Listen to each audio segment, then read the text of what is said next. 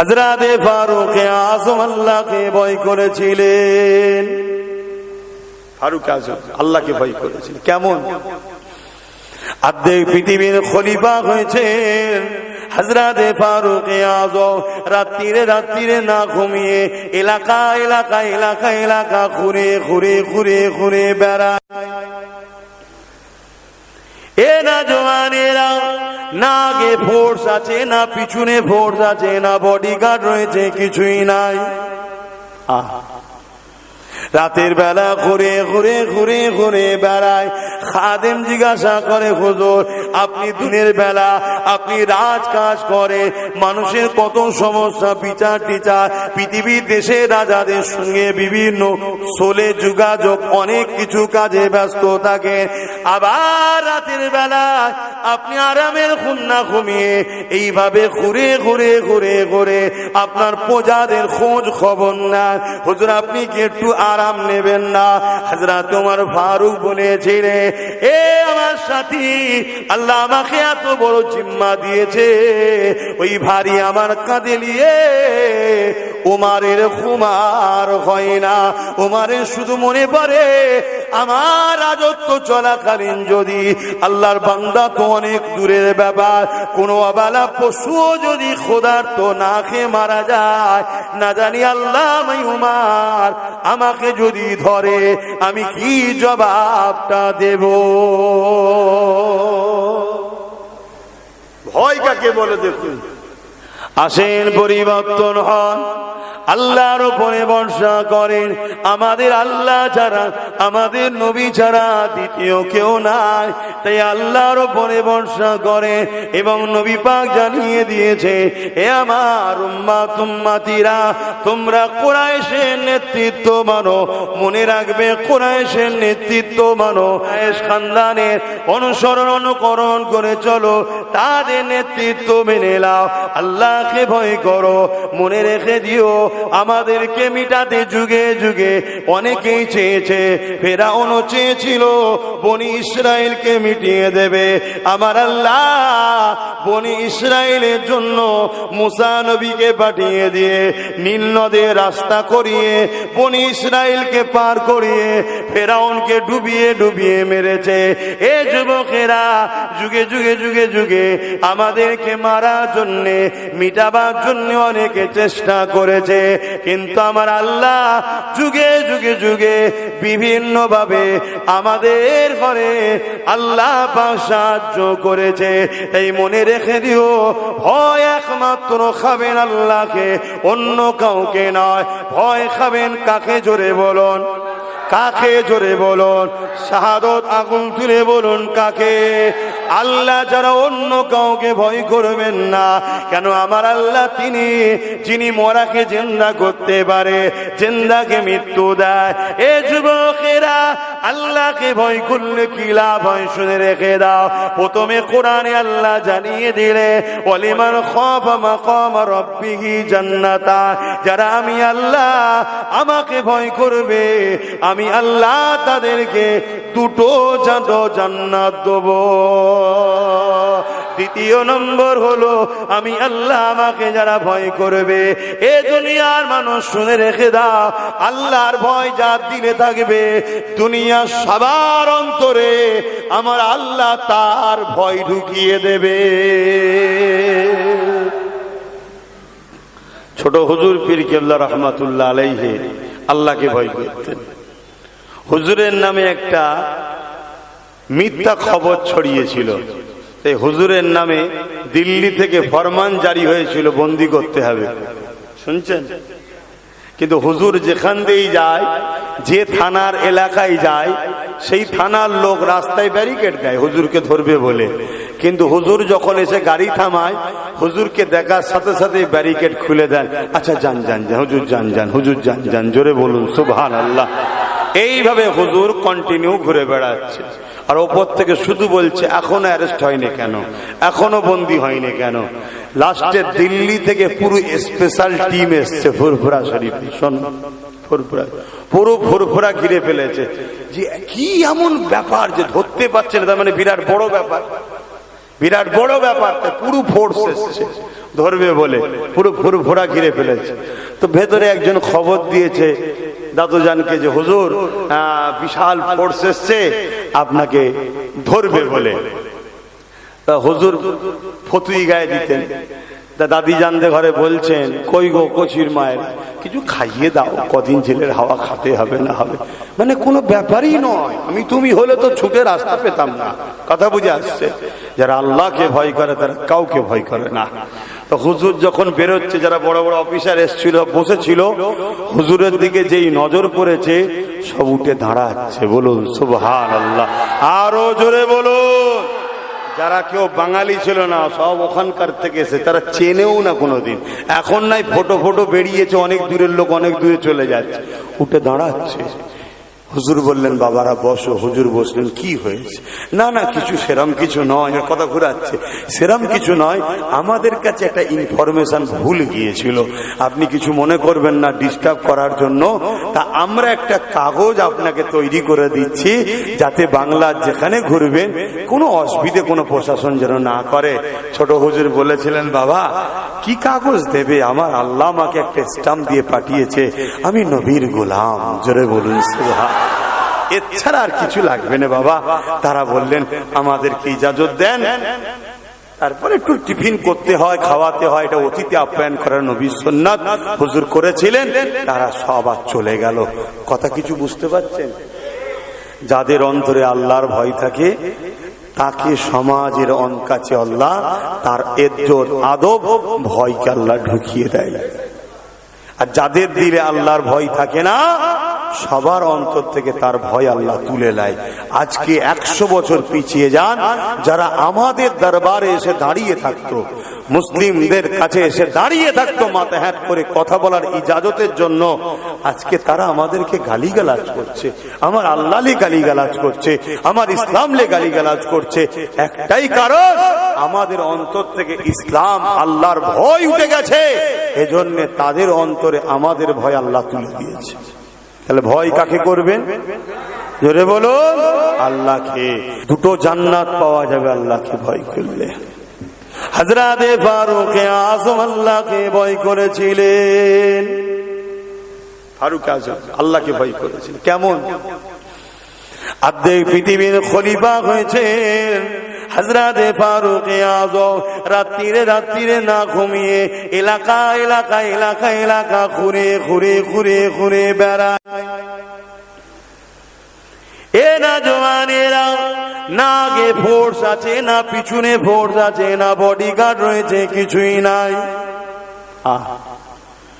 রাতের বেলা ঘুরে ঘুরে ঘুরে ঘুরে বেড়ায়। খাদেম জিজ্ঞাসা করে হুজুর আপনি দিনের বেলা আপনি রাজ কাজ করে, মানুষের কত সমস্যা, বিচার টিচার, পৃথিবীর দেশে রাজাদের সঙ্গে বিভিন্ন সোলে যোগাযোগ, অনেক কিছু কাজে ব্যস্ত থাকে, আবার রাতের বেলা আপনি আরামের ঘুম না ঘুমিয়ে এইভাবে ঘুরে ঘুরে ঘুরে ঘুরে আপনার প্রজাদের খোঁজ খবর না, হুজুর আপনি কি একটু আরাম নেবেন না? হযরত ওমর ফারুক বলেছিলেন, এ আমার সাথী, আল্লাহ আমাকে এত বড় জিম্মা দিয়েছে, ওই ভারী আমার কাঁধে নিয়ে ওমরের খুমার হয় না। ওমরের শুধু মনে পড়ে আমার রাজত্ব চলাকালীন যদি আল্লাহর বান্দা তো অনেক দূরের ব্যাপার, কোনো অবেলা পশুও যদি ক্ষুধার্ত না খেয়ে মারা যায়, না জানি আল্লাহ উমর আমাকে যদি ধরে আমি কি জবাবটা দেব? ভয় কাকে বলে দেখুন। আর আজকে সব কি খবর? আজকের গুলোর কি খবর? আজকে সব ছোটখাটো মুসলমান কর্মচারী আছে, কি খবর গো? হ্যাঁ, চালাতো ভ্যান কোন রকম ভাবে গুঁজে মিজে উঠে পড়েছে, রাতারাতি যেতে না যেতে অটোমেটিক দুতলা বাড়ি, স্করপিও, কি হতে বাকি আছে? আর হচ্ছে না, হয়নি, কিভাবে হচ্ছে রে? আল্লাহকে ভয় করো আমার কওম, আল্লাহকে ভয় করো, দুনিয়াদারি লোভে পড়ে কাজ করো না, আল্লাহকে ভয় করো। হযরত ওমর ফারুকের আরো একটা কথা বলি, বলবো? সবাই বলছেন তো, না কষ্ট হচ্ছে? হযরত ওমর ফারুক যখন অর্ধেক পৃথিবীর খলিফা হলেন, হুজুরের নেতৃত্বে মসজিদে আকসা, যেটা নিয়ে এখনো লড়াই চলছে, ওই মসজিদে আকসা তখনও দমন করে রোমরা দখল করে রেখেছিল। হযরত ওমর ফারুকের নেতৃত্বে সৈন্য পাঠিয়ে দিয়ে ওই রোমের হাত থেকে, রোমারীয় সৈন্যদের হাত থেকে মসজিদ আকসাকে ওমর ফারুকের খেলাফতের সময় আজাদ করা হয়েছিল। এ যুবকেরা যখন বিজয় হয়ে যায়, মসজিদ আকসা যখন ফাতে হয়ে যায়, ওই সময়তে রোমের বাদশা বলেছিল, আমরা এই মসজিদ আকসার চাবিটা হযরত ওমরের হাতে দিতে চাই, যার সৈন্য সংখ্যা এত হওয়ার কম হওয়ার পরও, যার সৈন্য সংখ্যা এত কম হওয়ার পরও আজ আমাদের কাছে বিজয় লাভ করলো।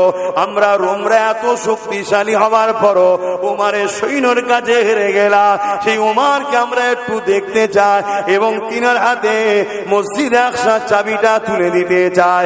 কথা চলে এলো, কাছের চলে এলো, চিঠি নিয়ে হযরত ওমর ফারুক যথামতো রেডি হয়ে গেলেন।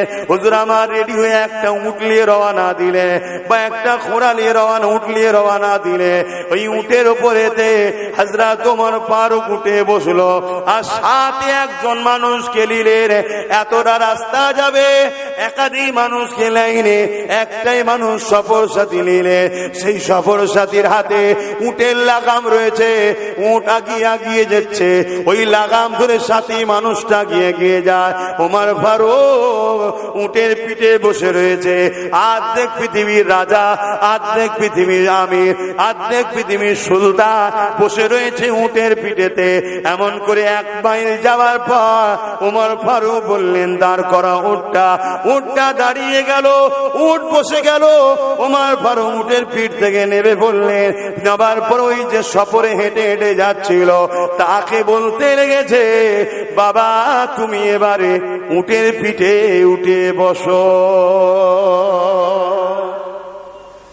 তিনি তো থতমত খেয়ে গেছে, হুজুর আপনি কি বলছেন?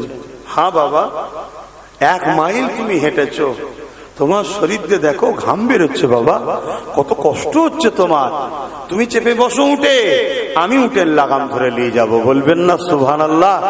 এই শিক্ষা ইসলাম দিয়েছে, আমার রসুল দিয়েছে ওমর ফারুককে। আজ আমাদের ইনসাফ করা নেতা লিডার না থাকার জন্য আজকে সমাজ গরিব। কথা বুঝে আসছে?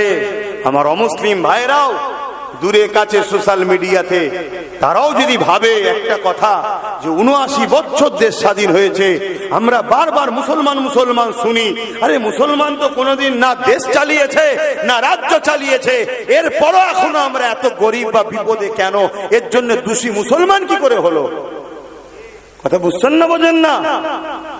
অতএব ভাবুন, এসব একটা পরিকল্পনা করে গরিবদেরকে শেষ করার একটা প্ল্যান চলছে, আর পুরো দেশটাকে লুটা চলছে।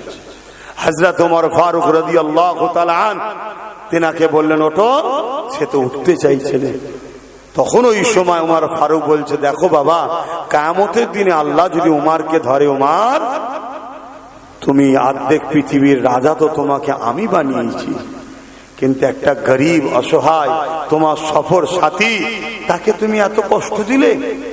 সে যদি রাজা হতো আর তুমি যদি তার লাগাম ধরে টানতে, তোমার কেমন লাগতো? ইনসাফ করলে না তুমি তার উপরে? এ আমার সফর সাথী বাবা, আল্লাহর কাছে আমি সেদিন কি জবাব দেবো? ওঠো তুমি উটের পিঠে। কুরবান যাক আমার উমর ফারুকের নেতৃত্বের উপরে, তিনার যে লিডারশিপ, তিনি যে ইনসাফ দেখিয়েছে, ইতিহাস আজও হয়ে আছে। তাই উমরের কথা বললে পৃথিবীর জালিমরা আজও চমকে যায়। হযরত ওমর ফারুক ওকে উপরে উঠলো, উনি লাগাম ধরে যাচ্ছে। 1 মাইল পরে আবার উপর থেকে বলছে, হুজুর এবারে আপনি একটু ওঠেন। এভাবে 1 মাইল ছাড়া ছাড়া 1 মাইল ছাড়া ছাড়া একবার ওমর ফারুক ওঠে, নিচেই নাবে, আবার ওই ব্যক্তি ওঠে, নিচেই নাবে।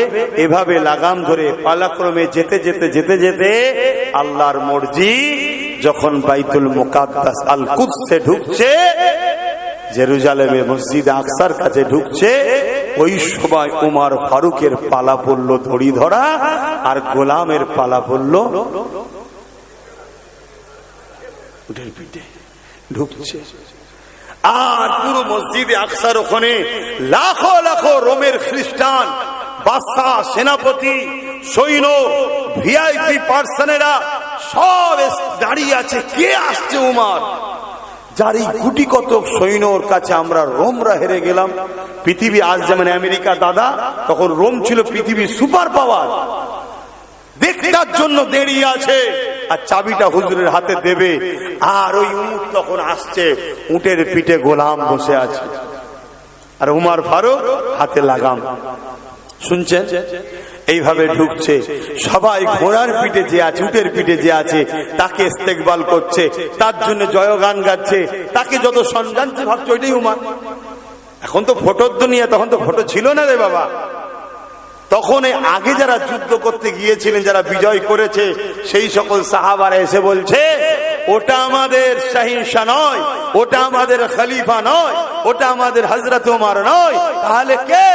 আমাদের ওমর হলো যিনি উটের লাগাম ধরে টেনে আনছে। জোরে বলুন সুবহানাল্লাহ। সবাই অবাক হয়ে গেল, এটা কি ব্যাপার? ওই সময় সে ওপর থেকে গোলাম নেবে, খাদেম নেবে, বলছে শোনো আমার রসুলের ইসলাম কি বলে, আমার উমার কি বলে। আমার কষ্ট হবে বলে 1 মাইল ছাড়া ছাড়া হুজুর 1 মাইল চেপেছে, 1 মাইল আমায় চেপিয়েছে, হুজুর 1 মাইল চেপেছে, 1 মাইল আমায় চাপিয়েছে।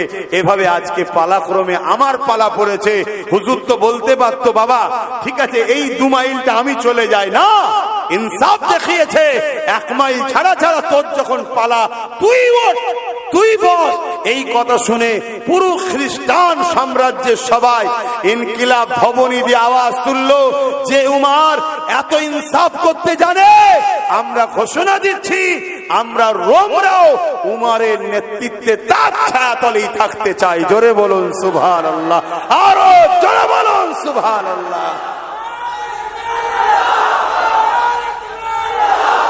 মুসলমানের ছেলে মেয়েরা, তরুণেরা, এ নবী পাকের প্রেমিকেরা, আল্লাহ নবী কতটা কষ্ট করে দিন ইসলামকে কায়েম করেছে।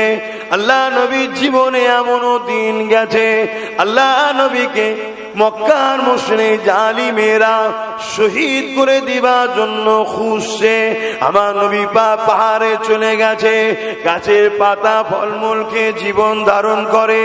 এবং নবী আমার এমন করে রাত্রিরে গোপনে গোপনে আল্লাহ পাকের তৌহিদের বাণী এমন করে মানুষের কাছে দিতেছে। আজ আমরা সহজে পেয়েছি ইসলাম, আমাদের গুরুত্ব না ইসলাম নেই। আমাদের ছেলেরা ইসলাম থেকে অনেক দূরে সরে যাচ্ছে, কেন? সহজে পেয়েছি। যে কোনো জিনিস সহজে পেলে তার গুরুত্ব থাকে না। আমরা আজ যা করছি আল্লাহ আমাদেরকে কবে দুনিয়া ধ্বংস করে দিত, আজও যে দুনিয়া ধ্বংস করেনি, আল্লাহ আজও আমাদের উপরে যে আযাব দেয়নি, এটাও মুহাম্মদ রাসূলের সাদকায়। জোরে বলুন সুবহানাল্লাহ। আমার নবী পাক কষ্ট পাবে, তাই আমার নবীর কাছে আল্লাহ ওয়াদা করেছে।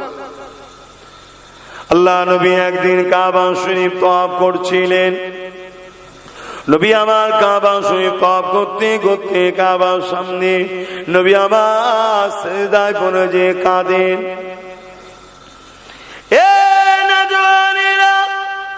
আল্লাহ জিবরাইলকে পাঠিয়ে দেয়, ও জিবরাইল দুনিয়া জমিনে চলে যাও, আমার হাবিব কেন কাঁদে জিজ্ঞাসা করো। আমার রাসূলুল্লাহ কেন কাঁদে আল্লাহ জানে। জিবরাইলকে আল্লাহ জানাতে চেয়েছিলেন। হযরত জিবরাইল চলে আসলেন।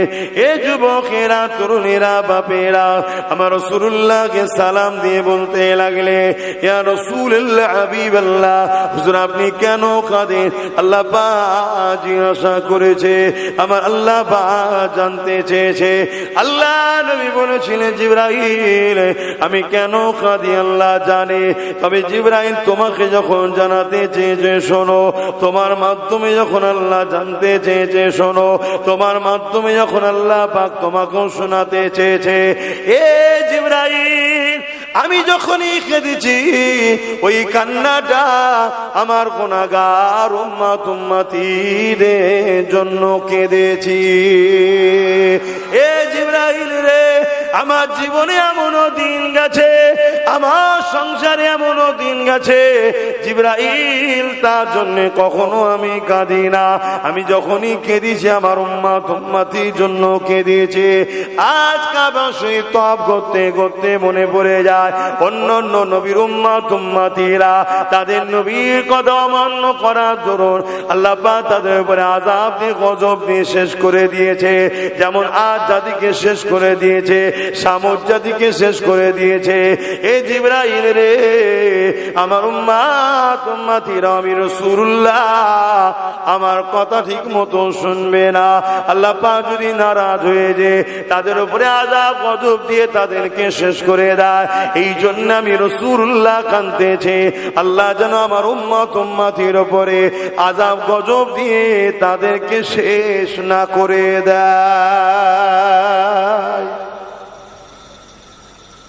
আল্লাহ নবী আমাদেরকে কত ভালোবাসেন, কত স্মরণ করে। দেখো, আদ জাতিকে শেষ করে দিয়েছে, সামুদ জাতিকে শেষ করে দিয়েছে, লূত নবীর উম্মতদের আল্লাহ পাথর বানিয়ে দিয়েছে। আজও গেলে সেই এলাকাতে দেখা যায় সব মানুষগুলো পাথর হয়ে দাঁড়িয়ে আছে। কথা বুঝে আসছে? আল্লাহ পাক এত ভয়ানক ভয়ানক আযাব দিয়ে উম্মত এক একটা নবীর উম্মতকে পুরো শেষ করে দিয়েছে। আজ আমরা কি করতে বাদ দিয়েছি? 100-র মধ্যে 95টা ছেলে নামাজ পড়েনি, 100-র মধ্যে 95টা মেয়ে নামাজ পড়েনি, আবার যুবক যুবতী। আল্লাহ পাক তারপরও আমাদের খাবার কিন্তু এখনো কিনে লাইনি। তার মানে এমনটা নয় যে আল্লাহ আমাদের ছেড়ে দিয়েছে, শুধুমাত্র আমার নবীর খাতির আমাদেরকে আযাব দেয়নি আল্লাহ। নামাজ কাজা, রোজা কাজা এ তো হচ্ছে, গান যাত্রা ফাংশন সব চলছে। আবার অপর দিকে এর সাথে সাথে মুসলমানই এখন সব থেকে বড় ইসলামের দুশ্মন হয়ে দাঁড়িয়েছে। আমরা সেই সব শক্তিকে জিতাই যে সব শক্তি ইসলামকে মিটাতে চাইছে, আমরাই তো করছি। তাদের হয়ে লড়াই তো আমরা করি, তাদের হয়ে বুথ দখল তো আমরাই করি। যারা আমাদের লড়াই জিতে গিয়ে কে বোল্ডুজার দিয়ে মাদ্রাসা ভাঙে, কেউ মাদ্রাসার শিক্ষক বন্ধ করে দেয়, কে আবার বলে কোরআন শেষ হবে তো আমার উন্নতি শেষ হবে না। এসব জালিমদের ঘরে আমরাই তো জিতাই বারবার। কি ভুল বলছি নাকি? আল্লাহ পাক ছাড় দিয়েছে, ছেড়ে দেয়নি। এখনো বুঝুন, যেদিন ধরবে পাকড়াও করবে সেদিন আর কেউ বাঁচাতে পারবে না। আল্লাহ পাক বললেন, আমার রাসূল যখনই কেঁদেছেন, আমার যখনই নবী আমার এই কথাটা বললেন, আল্লাহ বা আওয়াজ দিয়ে দিলে, আমার হাবিব আপনি কাঁদবেন না। আমি আল্লাহ পাক দুনিয়ায় ততদিন পর্যন্ত আযাব গজব দিয়ে দুনিয়াকে শেষ করব না যতদিন পর্যন্ত দুনিয়া জমিনে একটা উম্মত উম্মতি আপনার দিল থেকে আমাকে ডাকবে, দিল থেকে আমাকে প্যার করবে, দিল থেকে আমাকে মোহাব্বত করবে, দিল থেকে আপনাকে ডাকবে, দিল থেকে আপনাকে মোহাব্বত করবে। আমার হাবিব তার খাতিরে আমি আল্লাহ দুনিয়া জমিনে আযাব গজব দিয়ে শেষ করব না। এই যুবকেরা শুনে রেখে দাও, এই জমিনে যারা আল্লাহ ওয়ালা আছে, এই জমিনে যারা নবীর গোলাম প্রেমিক আছে, তাদের জন্যই আজ আযাব গজব আল্লাহ দিয়ে দুনিয়াকে শেষ করে দেয়নি। তবে মনে রেখে দিও, এমন একটা দিন আসবে যেদিন এই জমিনের উপরে একজনও আল্লাহ দিল থেকে ডাকা থাকবে না, একজনও নবীকে মানা দিল থেকে থাকবে না। সেই দিনেতে আল্লাহ আযাব গজব দিয়ে এই দুনিয়াকে আল্লাহ ফানা করে দেবে। শুনছেন তো নাকি? আপনি ভাববেন সেদিন হয়তো অনেক দেরি আছে। আরে দিল থেকে ডাকার কথা, দিল থেকে, দিল থেকে আর মুখ থেকে ডাকা এক নয়। আল্লাহ নবী বলেছে আখরি জামানায় মসজিদ ভর্তি নামাজি থাকবে, একটাও ইমানদার থাকবে না। শুনছেন তো নাকি? কোটি কোটি মুসলমান থাকবে, দিল থেকে ডাকা একটাও থাকবে না। আমরা ভাববো হয়তো এখন অনেক বাকি আছে দুনিয়া শেষ হতে। এই পৃথিবীতে একদল মানুষ যারা ইবলিস শয়তানের দাসত্ব করে, ইবলিস শয়তানের অনুসারী করে, তারা সর্বসময় ইসলাম থেকে আমাদেরকে সরাবার চেষ্টা করছে, নানান দিক দিয়ে চক্রান্ত করছে। তাদের লক্ষ্য ইসলামকে মুছে দেওয়া। তাই আমার রাসূল পাক সাল্লাল্লাহু আলাইহি সাল্লাম যখন দ্বীনের প্রচার করেছিলেন, আমার নবী পাকের উপরও অনেক জুলুম অত্যাচার তারা করেছিল। তারা আমার নবীকে জানে মেরে দিবার পর্যন্ত পরিকল্পনা করেছিল। আমার রাসূল পাক সাল্লাল্লাহু আলাইহি সাল্লাম যখন সিজদায় পড়তেন, আমার নবী পাক সাল্লাল্লাহু আলাইহি সাল্লামের পিঠে পচা দুম্বার ভুঁড়ি চাপিয়ে দিত। আমার নবী পাক মাথা তুলতে পারতেন না। রাসূল আমার সিজদায় পড়ে গিয়ে আল্লাহ তাসবিহ পড়তেন। রাসূল পাক সাল্লাল্লাহু আলাইহি সাল্লামের কলিজার টুকরি খাতুনে জান্নাত ফাতেমা আয-জাহরা রাদিয়াল্লাহু তাআলা আনহা তখন ছোট ছিলেন। আব্বার পিঠ থেকে এই পচা দুম্বার ভুঁড়িগুলো একদিকে দুর্গন্ধ, আবার ভারী পচা, এগুলোকে টেনে টেনে টেনে টেনে আব্বার পিঠ থেকে নাবাতেন। আল্লাহ রসুল মাথা তুলতেন। কত জুলুম করেছে। এমনও দিন গেছে আল্লাহ নবী যে রাস্তা দিয়ে যাবে রাস্তায় কাঁটা বিচ্ছে, যে রসুলের পাকের পায়ে কাঁটা ফোটে। আল্লাহ নবীর জন্য কুয়া খুঁড়েছে যাতে করে রসুলের পাক সাল্লাল্লাহু আলাইহি ওয়াসাল্লামের যাওয়ার পথে কুয়া এসে রসুল যাতে পড়ে যায়। আবু জেহেল দীর্ঘক্ষণ পরে দেখতে এসেছে আমার রসুল পড়েছে কিনা, কিন্তু কোথায় কুয়া খুঁড়েছে সেটা আবু জেহেল ভুলে গেছে। কমবক্তা বদমাইশ রসুলের দুশ্মন, আর এসে কুয়াতে পড়ে গেছে। সাথী সঙ্গী যারা ছিল তারা তাড়াতাড়ি করে রশি দড়ি এনেছে আবু জেহেলকে তুলবে বলে। আর রশি যতই দেয় সেই সামান্য কম পড়ে যায়।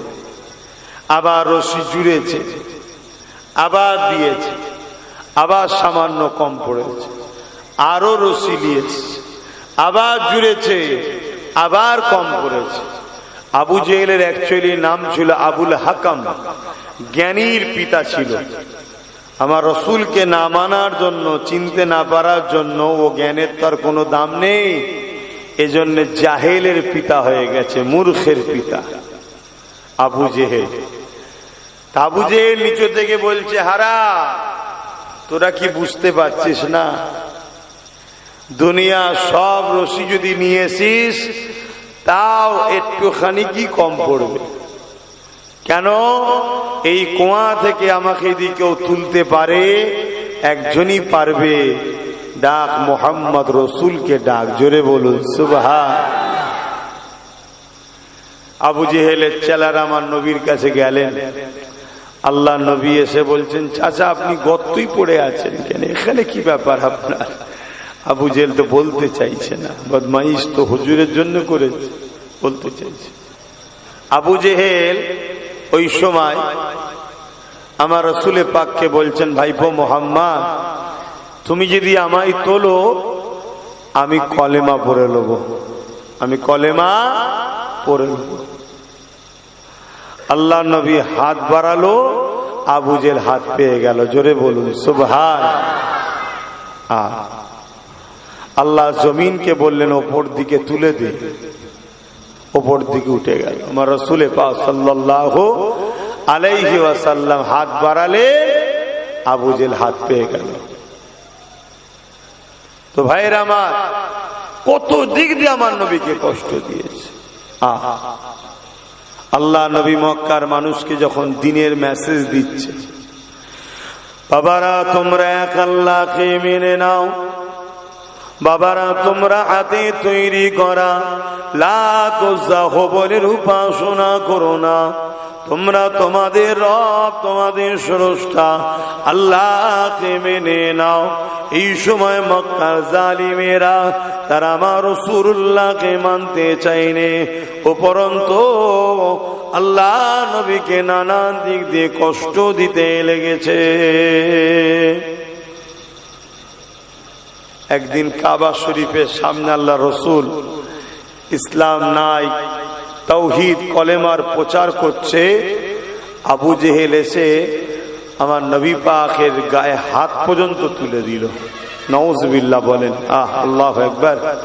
যাকে না বানালে কুল কায়নাত বানাতো না, সেই নবী পাকের গায়ে হাত তুলে দিয়েছে।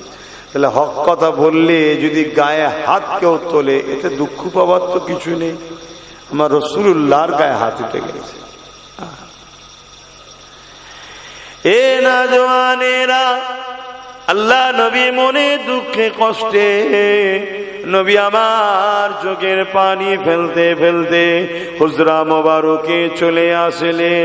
আমার রাসূলুল্লাহ কাঁদতে লেগেছে। আমার আল্লাহ আওয়াজ দিয়ে দিলে, আমার হাবিব আপনি কাঁদবেন না, আপনি একবার বলুন এদেরকে নেস্তেনাবুদ করে দেব। আমার রাসূলুল্লাহ বলতে লাগলেন, ও রব্বি আল্লাহ পাক, এরা আমাকে মেরেছে, এর থেকে বড় দুঃখ এরা আপনাকে কেন চিনতে পারছে না, এরা আপনাকে কেন মানে না, আপনি এদেরকে বানিয়েছেন। আমার আল্লাহ বললেন, হাবিব কেউ আমাকে মানুক চাই না মানুক, এতে আমি আল্লাহ আমার কোনো ক্ষতি হবে না। আমার হাবিব তামাম পৃথিবীর মানুষ যদি আমাকে নাও মানে, আপনি তো আমাকে মানেন। অবশ্যই আমার রাসূলুল্লাহ বলতে লাগলেন, আশহাদু আল্লা ইলাহা ইল্লাল্লাহ, আল্লাহ পাক আমি সাক্ষী দিচ্ছি আপনি ছাড়া কোনো ইলাহ নাই। সঙ্গে সঙ্গে আমার আল্লাহ বললে, আমার হাবিব তামাম পৃথিবীর মানুষ যদি আপনাকে নাও মানে, আমি আল্লাহ সাক্ষী দিচ্ছি ও আশহাদু আন্না মুহাম্মাদান আবদুহু ওয়া রাসূলুহু, আপনি আমার বান্দা ও রাসূল মুহাম্মদ। কে মানবে না মানবে এতে আপনারও কিছু যায় আসে না, আমারও কিছু যায় আসে না। কিন্তু রাসূল আমাদেরকে এত ভালোবাসে, পরের দিন আল্লাহ নবী আবার বেরিয়েছে, কিন্তু কেউ মানতে চাইছে না। আসার সময় যখন ফিরে আসছে মনে দুঃখ করে, হযরতে আবু বকর সিদ্দিকীর সঙ্গে দেখা হয়েছে। তখন শুধু আবু বকর ছিল। আল্লাহ নবী নূর নবী দয়া নবী সঙ্গে দেখা হয়েছে। আল্লাহ নবী বলছে, আবু বকর কেউ তো আমার কথা শুনছে না, আপনি কি আমার কথা শুনবেন? হযরতে আবু বকর সিদ্দিক জিজ্ঞেস করছে, হুজুর আপনি কি বলছেন? আল্লাহ নবী বললেন, লা ইলাহা ইল্লাল্লাহ আনা মুহাম্মদ রাসূলুল্লাহ, अल्लाह के सिवा दूसरा कोई माबूद नहीं, मैं मोहम्मद अल्लाह के रसूल हूं। এটা মানবে? হযরত আবু বকর সিদ্দিক এই কথাটা শোনার সাথে সাথে কোনো প্রশ্ন না করে, কোন রকম কোনো কিছু জিজ্ঞাসা না করে হযরত আবু বকর সিদ্দিক বলতে লাগলেন, ইয়া রাসূলুল্লাহ হাবিবাল্লাহ, এই প্রচারে তো আমি অপেক্ষায় ছিলাম, কবে আপনি প্রচারটা করবে? আমি আপনার হাতে হাত দিয়ে ঈমানের কলেমা পড়ে নেব। আল্লাহ নবী বললেন, এ আবু বকর কি করে তুমি জানলে? হযরত আবু বকর বলেছিলেন, ইয়া রাসূলুল্লাহ হাবিবাল্লাহ, আপনি যখন চাচা আবু তালেবের সাথে এমন করে মিশরিয়ার দিকে ব্যবসায় যাচ্ছিলেন, রাস্তায়